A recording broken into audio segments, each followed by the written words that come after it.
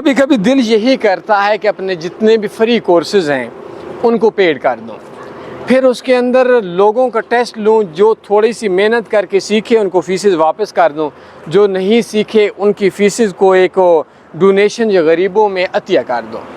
लेकिन ये बात भी सच है कि लोगों को कदर नहीं है जब तक वो कुछ इस फील्ड के अंदर गंवाएंगे नहीं, वो मेहनत नहीं करते।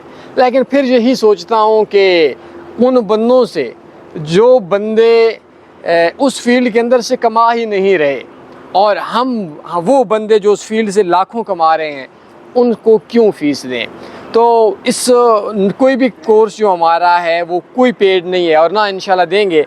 लेकिन आप लोगों ने एक चीज़ करनी है, मेहनत करनी है। अगर वो चीज़ फ्री में मिल रही है, डबल मेहनत करनी है। अगर पेड मिल रही है तो फिर तो इट्स ओके, मिल ही रही है। लेकिन हमारे कोर्सेज़ में आपको जितने भी ऑनलाइन फील्ड के हैं वो ज़रूर दूंगा, और पहले कमेंट्स में दूंगा, या मेरे नंबर पर रब्ता कर लें, या तन्नी फॉरेक्स यूट्यूब में सर्च कर लें। और पेड की हमें कोई ज़रूरत नहीं है, लेकिन मेहनत करें और इनसे फ़ायदा लें। ऐसा ना हो कि आपको तकलीफ़ हो कि मैं यूट्यूब में सर्च करूं, हाय इतना वक्त ज़ाया हो जाएगा।